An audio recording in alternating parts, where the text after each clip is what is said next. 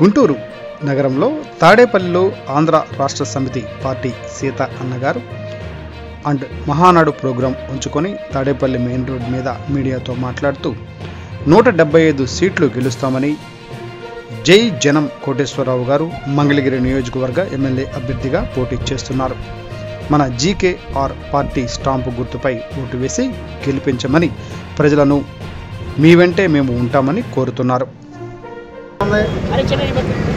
ఇలాంటి కొత్త పార్టీలు రావాలి కానీ ఎన్నో వచ్చి వెళ్ళి చాలా అద్భుతంగా ఉంది. అందుకని మేము ఓటేయడానికి సిద్ధంగా ఉన్నాం. ఓటేసి భారీ మెజార్టీ తోటి 1,00,000 మెజార్టీతో గెలిపించి తీరుతామన్నా అని చెప్పి అందరూ కూడా అంటున్నారు. చాలా ఆనందంగా ఉంది. ఎందుకంటే మంచినీళ్ళ సమస్యలు చెప్పారు, డ్రైనేజీ సమస్యలు చెప్పారు, అన్నీ చేద్దాం మనం గెలవగానే అని చెప్పాం. అట్లాగే రాష్ట్రంలో ఎస్సీ, ఎస్టీ, బీసీ, మైనార్టీల పిల్లలకి యాప్ లోన్లు ఎక్కువగా ఇచ్చి అవి ఒకసారి కట్టినా 4 సార్లు కట్టించుకొని ఇంకా కట్టండి అని చెప్పి పిల్లలు చెప్తారు, బెదిరించి వాళ్ళని సూసైడ్ చేసుకునే పరిస్థితి తీసుకొస్తా ఉన్నారు. అలాంటి సమస్యలు కూడా చెప్పారు. నా దృష్టికి గతంలోనే ఇవన్నీ వచ్చి ఉన్నాయమ్మా. కాబట్టి ఇవన్నీ నేను చూస్తా. ప్రధాన ప్రతిపక్ష పార్టీ, అధికార పార్టీ వాళ్ళకి మాత్రం ఇట్లాంటి ఇబ్బందులు రావు. వీళ్ళకి వస్తున్నాయి అంటే వాళ్ళే కావాలని చేపించి మెరిట్ విద్యార్థులు, ఎస్సీ, ఎస్టీ, బీసీ, మైనార్టీలు మెరిట్ విద్యార్థుల్ని దెబ్బతీయడం కోసం ఇలాంటి కుట్రపూరిత ఆలోచనలు చేసి ఎస్సీ, ఎస్టీ, బీసీ, మైనార్టీ పిల్లల్ని ఏవో చిన్న లోన్లో ఇరికియటం, 4 సార్లు కట్టించుకోవటం, ఇంట్లో జీవితాన్ని బెదిరియటం, వాళ్ళని సూసైడ్ చేసుకునే పరిస్థితి తీసుకురావటం, ఈ విధంగా చాలా ఉన్నాయి. ఇంకా అట్లాగే తీసుకుంటే సెల్ఫీ చేర్చుకునే స్థాయి పోస్టులు అన్నీ 1-2 సామాజిక వర్గాలకు మాత్రమే వెళ్తాయి. సెల్ఫీ చేసే స్థాయి చిన్న స్థాయి పోస్టులు ఏదో అన్నీ జరిగిన పోస్టులన్నీ ఎస్సీ, ఎస్టీ, బీసీ, మైనార్టీ వర్గాలకు మాత్రం వస్తూ ఉన్నాయి. వీటి మీద కూడా ఖచ్చితంగా శ్రద్ధ తీసుకొని సరి తీసుకొని మేము మార్పులు తీసుకొద్దాం ప్రజల్లో.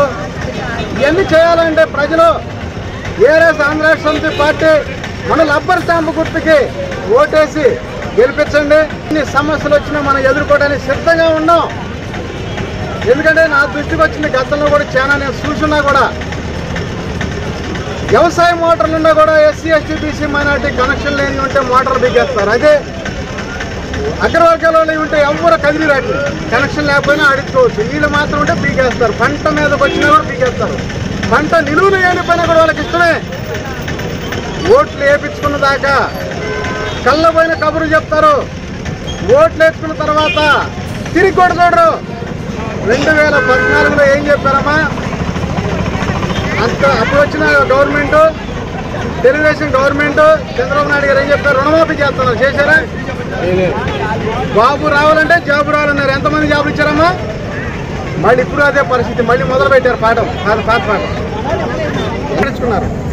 ఒక మండలంలో కూలింగ్ తీసుకోవడానికి, వాళ్ళు కొనుక్కున్న కాడ రేటు పెంచుకోవడానికి 2014-15లో 50 మండలాల్లో ప్లాట్లు పడేశారు.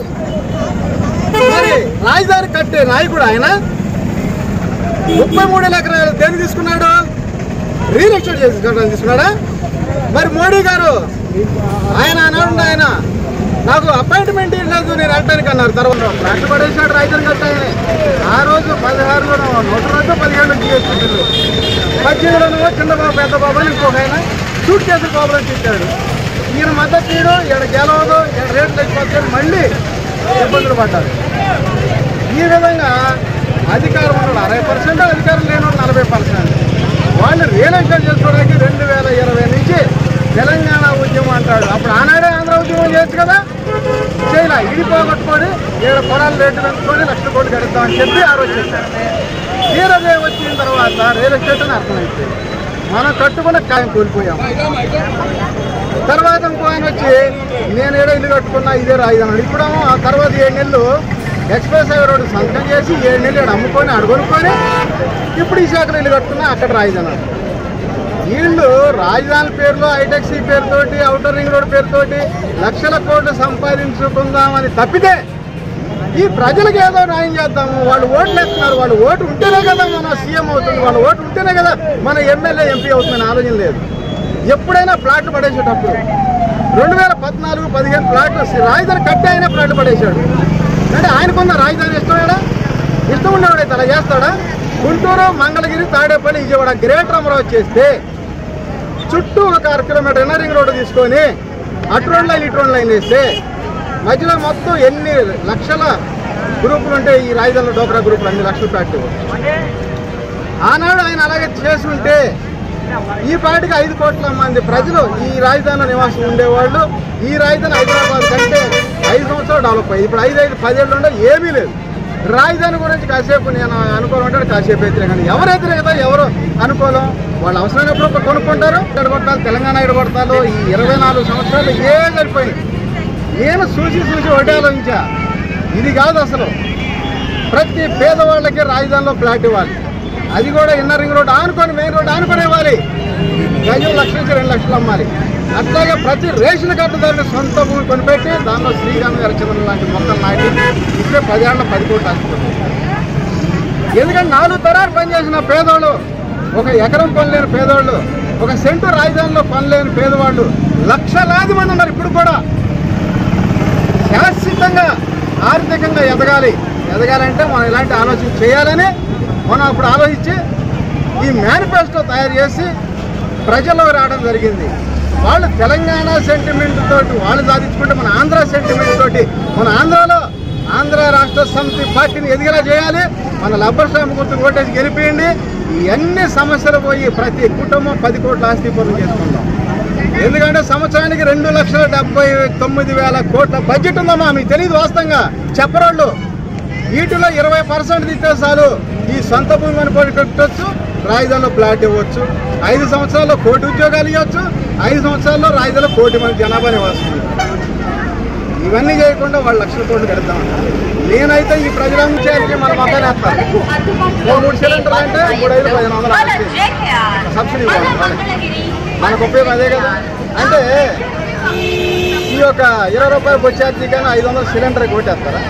అంటే ఈ 500 సిలిండర్ డబ్బులు ఆశపెట్టి బొచ్చార్జీ 20 రూపాయలు ఆశపెట్టి మీకు నెలకు 1,500 ఇస్తాము, సంవత్సరానికి 18,000. మరి గతంలో కూడా అదే చెప్పారు. ముక్కు పొడతో సహా ఇంటికి పంపిస్తారు రుణమాఫీ అన్నారు, చేశారా? అలాగే ఇచ్చి ఓటు వేపిస్తున్నాం, మన 1 లక్షల కోట్లు గడిస్తున్నాం. కడుపు రగిలిపోతా ఉంది ఇది చేసే పనులు. దాదాపు 20 సంవత్సరాలు చదువుకొని 10-15 ఏళ్ళు